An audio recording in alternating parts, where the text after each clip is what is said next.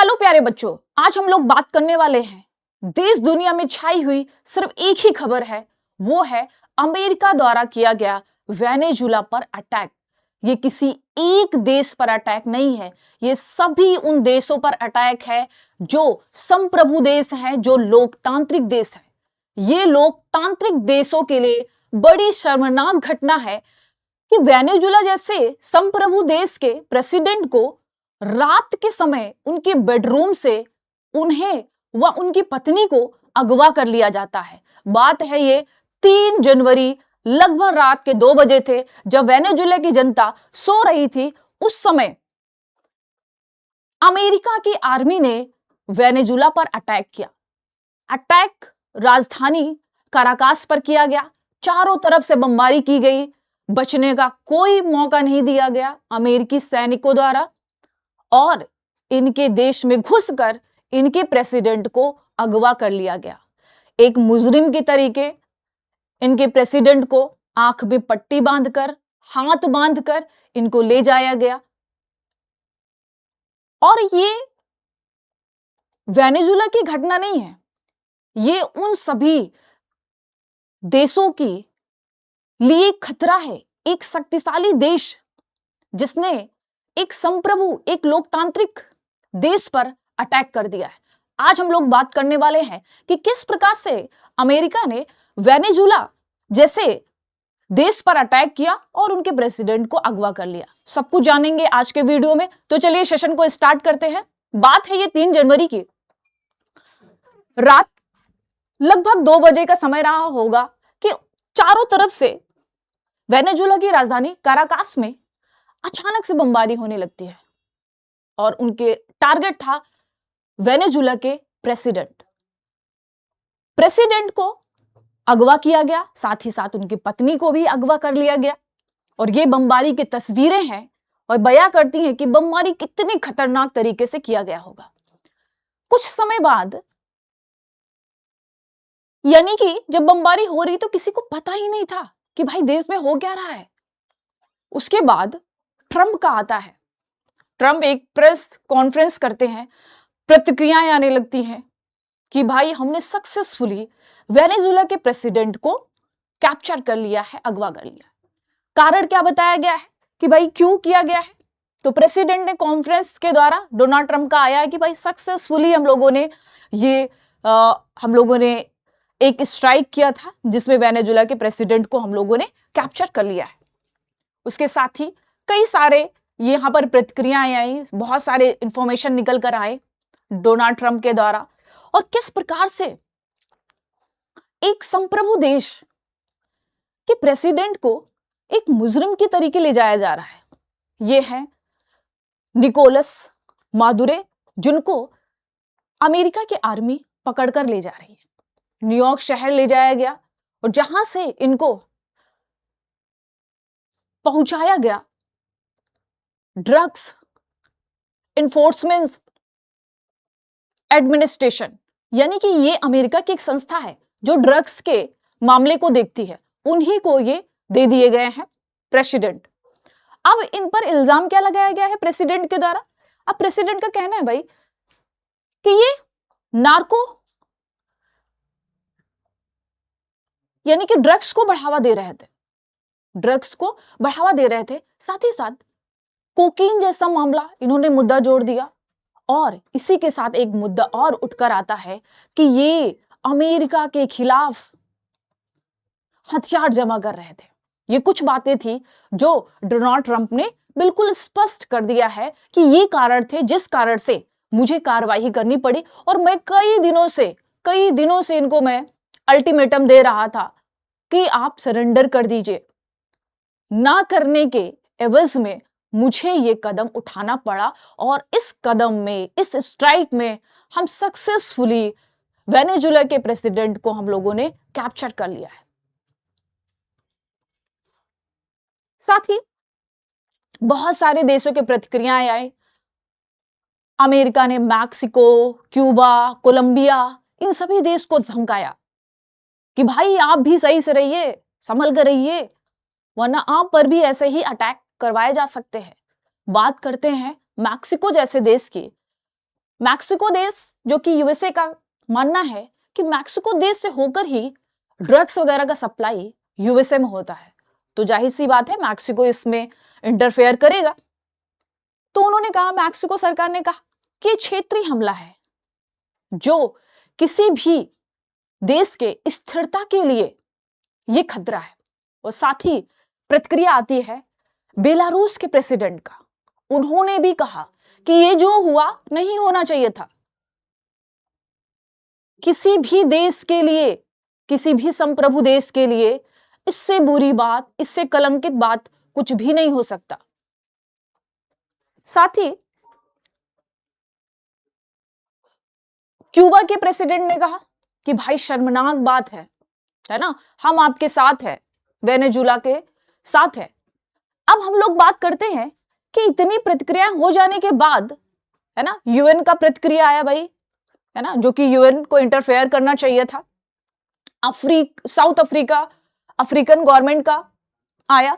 अब हम लोग बात करते हैं कि ये सारे देश, ये सारे जो लीडर्स आप देख रहे हो, ये एंटी यूएसए हैं, हमेशा यूएसए के खिलाफ रहे हैं, उनकी नीतियों के। अब इनका क्या प्रतिक्रिया रहा है?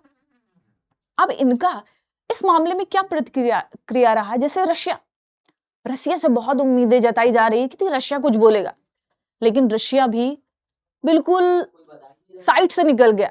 उन्होंने कहा, रशिया ने कहा कि ये भाई गलत बात है, हम वेनेजुएला के साथ है ना, ये नहीं होना चाहिए था, जो होना हुआ वो नहीं होना चाहिए था। लेकिन उन्होंने कोई ठोस कदम नहीं उठाया, जबकि वेनेजुएला के साथ इनका टाई अप है, एक प्रतिबद्धता है कि अगर कोई युद्ध होता है तो हम आपके साथ खड़े रहेंगे। बात कर लेते हैं चाइना का।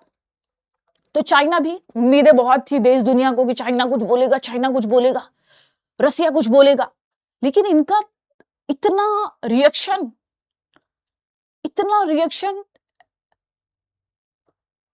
बेकार था, एक प्रकार से कहेंगे कि सभी देश जो एक इंतजार में थे कि रशिया, चाइना कुछ करने वाला है, क्योंकि ये एंटी अमेरिकन है, लेकिन इनका भी प्रतिक्रिया बहुत ही संतुलित, बहुत ही बैलेंस्ड प्रतिक्रिया आई, बहुत बैलेंस्ड रिएक्शन इन्होंने दिया।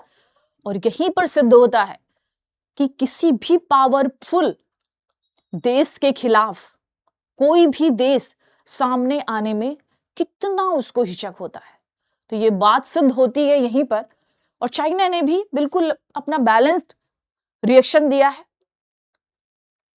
उन्होंने जो वेनेजुएला में हुआ उसमें उन्होंने बहुत एक प्रकार के सीमित दे दिया कि भाई जो हुआ बहुत गलत हुआ, हम वेनेजुएला के जो भी देशवासी है उनके साथ है ना, आगे अगर कोई जरूरत पड़ेगा तो मुझे बुला लीजिएगा, मतलब कुछ इस टाइप का एक संतावना दी गई इन लोगों को कि ठीक है भाई हम आपके साथ है, जो हुआ बहुत बुरा हुआ, है ना, कुछ ऐसे होते हैं ना, जो हुआ बहुत बुरा हुआ लेकिन फ्रंट पे सामने नहीं आते, कुछ ऐसे ही हालत है रशिया, चाइना, बाकी देशों का।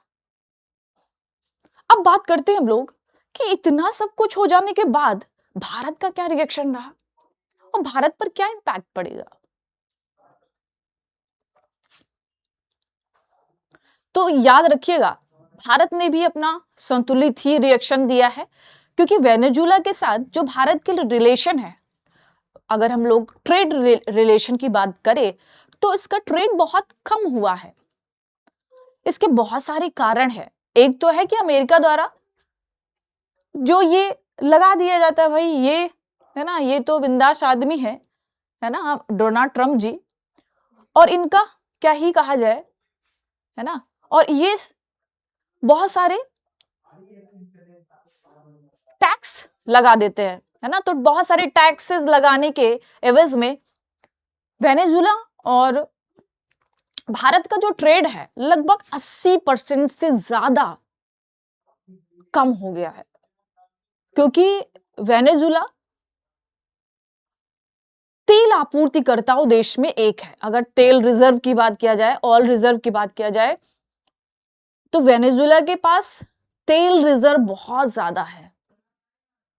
और इसी को कैप्चर करने के लिए अगर इसके पीछे की प्रतिक्रिया देखो, इसके पीछे का इंटेंशन देखो यूएसए का, तो उसका इंटेंशन बिल्कुल क्लियर है कि वो क्या है, वेनेजुला में जो बड़े बड़े तेल के भंडार हैं उसको कैप्चर कर रहा है।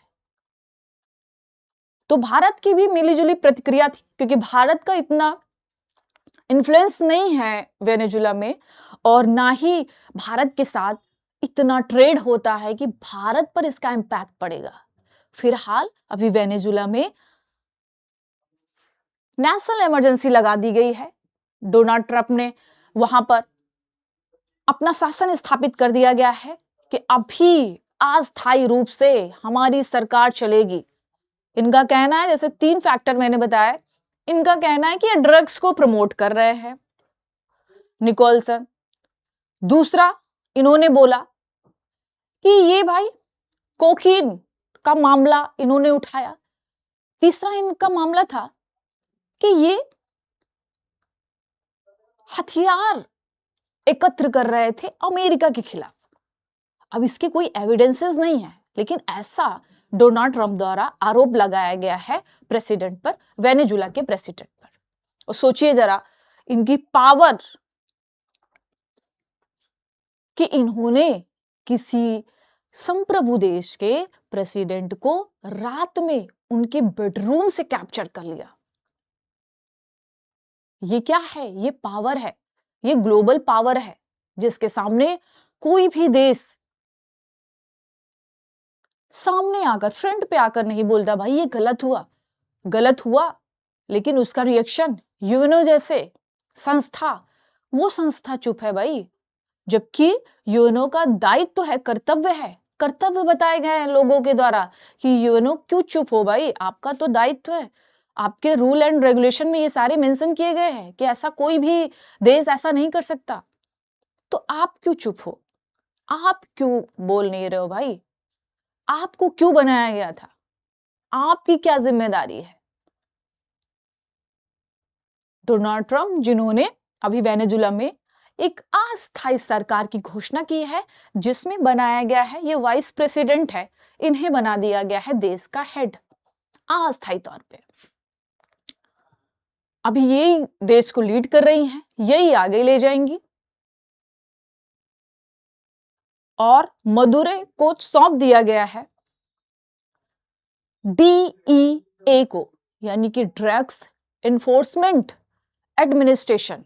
ये एक संस्था है जो ड्रग्स से रिलेटेड क्राइम को सॉल्व करता है। अब आगे क्या होता है, क्या प्रतिक्रिया निकल कर आती है, फिलहाल अभी दोनों लोग, यानी प्रेसिडेंट, वेनेजुला के प्रेसिडेंट और उनकी वाइफ, दोनों लोग को यूएसए ने कैप्चर कर रखा है। अभी उन पर मुकदमा चलेगा, DEA के द्वारा मुकदमा चलाया जाएगा। अब जो भी होगा आगे और भी वीडियोस में आपको शामिल करूंगी। अभी तक यही खबर है कि अभी कैप्चर कर लिया गया है, अभी उन पर केसेस चलेंगे। बात करते हैं कि यूएसए प्रेसिडेंट को, यानी ये जो वेनेजुला के प्रेसिडेंट है, इनको ऐसी क्या आवश्यकता आन पड़ी, ऐसी क्या मजबूरी थी यूएसए की कि इनको आनन फानन में इतना बड़ा कदम उठाना पड़ा। इतना बड़ा कदम जिसको पता था कि देश दुनिया में इसका बहुत बड़ी बड़ी प्रतिक्रिया, बहुत अपोजिट प्रतिक्रियाएं आने वाली हैं, फिर भी उन्होंने ऐसा क्यों किया? क्योंकि अमेरिका ने पहले भी इराक में ऐसा किया हुआ है, इराक में ऐसा स्ट्राइक किए हैं। कारण क्या था? नजर किस पे थी? वहां के ऑयल रिजर्व पर। और वेनेजुला में भी यही रीजन सामने निकल कर आया है। रीजन क्या है? वेनेजुला में दुनिया के सबसे बड़े, अगर हम लोग बात करें वेनेजुला, तो वेनेजुला देश के, विश्व के सबसे बड़े तेल रिजर्व कंट्रीज में से एक है। और यही कारण है, मेन कारण है कि यूएसए ने अटैक किया है वेनेजुला पर। वेनेजुला नेचुरली यहां पर क्या है, यहां पर ऑयल रिजर्व मिलते हैं। अमेरिका ने कहा है भाई, स्पष्ट रूप से कहा है कि जो वेनेजुला के प्रेसिडेंट है वो अमेरिकन कंट्रीज, अमेरिका जो कंपनीज हैं उनको काम नहीं करने दे रही थी। तो अब जो भी, क्योंकि शासन तो अमेरिका के हाथ में चला गया है, अब अमेरिका यहाँ के जितने भी ऑयल रिजर्व है उनको कंट्रोल करेगा, अपनी कंपनीज को, है ना, जो यहाँ की अमेरिकन कंपनीज हैं उनको मौका देगा और देश दुनिया में ये क्या करेंगे, एक्सपोर्ट करेंगे। तो नजर क्या थी, यहाँ के ऑयल रिजर्व पर। वेनेजुला जिसकी कैपिटल क्या है, काराकास, और यहीं पर कैप्चर किया गया है प्रेसिडेंट, यानी वेनेजुला के प्रेसिडेंट को। अब आगे क्या प्रतिक्रिया होती है ना, ये यहां पर हैवी ऑयल बेल्ट है, ये जिस पर क्या है, यूएसए की नजर है। अब क्या प्रतिक्रिया आती है आगे, अब डोनाल्ड ट्रंप का क्या रिएक्शन होगा वो तो आने वाला समय बताएगा। अभी फिलहाल यही खबर है, यही न्यूज है कि अमेरिका द्वारा वेनेजुला के प्रेसिडेंट को कैप्चर कर लिया गया है, उनकी वाइफ को कैप्चर कर लिया गया है, और एक संप्रभु देश के लिए बहुत ही ये शर्मनाक बात है कि उनके देश में घुसकर कोई दूसरा देश उनके प्रेसिडेंट को उठा ले जाए। हालांकि अमेरिका बहुत सफाई देता है कि भाई यहाँ के लोग प्रेसिडेंट को पसंद नहीं करते थे, ये सभी देशों में होता है, भारत में होता है, सभी देशों में होता है। जब एक से अधिक पार्टीज होती है ना, तो ये पक्ष विपक्ष का तो चलता रहता है, सभी देशों में होता है, भारत में भी है, हर किसी जो लोकतांत्रिक देश है वो सभी में होता है कि लोग चाहते हैं कि हमारी पार्टी का नेता सत्ता में आए। तो यहाँ के लोग भी चाहते थे इनको हटाना, लेकिन इनके पक्षकार भी तो बहुत सारे लोग थे जो इस पार्टी को चाहते थे कि इस पार्टी की सत्ता रहे। तो इन्होंने बिल्कुल एक प्रकार से एक तर्क दे दिया कि भाई यहाँ के लोग इनको नहीं पसंद करते थे, इन पर ड्रग्स के मामले थे, ये हमारे खिलाफ कोई साजिश कर रहे थे, इस वजह से मैंने इनको कैप्चर कर लिया है। अब आगे क्या होगा, क्या केस चलता है इन पर, क्या इनको सजा दी जाती है, वो तो आने वाला समय बताएगा। फिलहाल आज के लिए इस वीडियो में इतना ही करते हैं, और सभी देशों यानी जितने भी देश हैं, संप्रभु देश हैं, लोकतांत्रिक देश हैं, उन्होंने कोई ऐसा रिस्पॉन्स नहीं किया कि अमेरिका को लगे कि भाई हाँ हमने गलत किया है। सभी जो लोग अपना बचाव करते हुए अपना रिएक्शन दे रहे हैं, और ये समय है कि सारे देश, जितने भी देश हैं, लोकतांत्रिक देश हैं, संप्रभु देश है, उन सभी को आगे आओ भाई। आज इनके साथ हुआ है, वेनेजुला के साथ हुआ, कल आपके साथ होगा, है ना। फिर अब जब आपके साथ होगा तो आप ढूंढोगे भाई मेरी हेल्प करो, मेरी हेल्प करो, तब उस समय कौन बचाने आएगा, क्योंकि आप तो तमाशा देख रहे थे दूसरे देशों का। तो फिलहाल तो जो दुनिया है अभी दो खेमे में बटी हुई है। एक है जिसने कहा भाई, विरोध किया कि भाई नहीं होना चाहिए था। कनाडा जैसे देश जो ऑयल रिजर्व के लिए माने जाते हैं, उनका तो भाई वो अमेरिका के साथ ही रहेंगे, एन केन प्रकरण, कुछ भी अमेरिका करे जी सर, है ना, तो वो वाली भावना रहती है। तो इन सभी देशों को सामने आना चाहिए भाई, एक संप्रभु देश के साथ ऐसा नहीं होना चाहिए।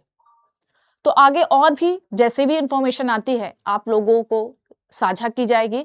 तो आज के वीडियो में इतना ही करते हैं। होपफुली सेशन अच्छा लगे तो प्लीज, अगर सेशन अच्छा लगे तो प्लीज अपने दोस्तों के साथ शेयर करिएगा, उन सभी लोगों के साथ शेयर करिएगा जिनका इंटरेस्ट, जिनकी रुचि भारत और भारत के बाहर यानी विदेशों में भी थोड़ा बहुत इंटरेस्ट रखते हैं। उन्हें भी जानना चाहिए भाई हमारे देश दुनिया में क्या हो रहा है, उसका भारत पर क्या इंपैक्ट पड़ेगा। वो तो अच्छी बात है कि भारत पर इसका इंपैक्ट नहीं पड़ रहा है ज्यादा, लेकिन ये तो गलत बात है ही कि दूसरे देशों द्वारा कोई रिएक्शन नहीं दिया जा रहा है। तो आगे की वीडियो में जो भी बेस्ट इंफॉर्मेशन आती है आगे की वीडियो में शेयर किया जाएगा। तो आज के लिए इतना ही रखते हैं। अपना ध्यान रखिएगा, अच्छे से पढ़ते रहिएगा, जो भी इंफॉर्मेशन आएगी आप लोगों के साथ साझा किया जाएगा। अपना ध्यान रखिएगा, अच्छे से पढ़ते रहिएगा। बहुत बहुत धन्यवाद।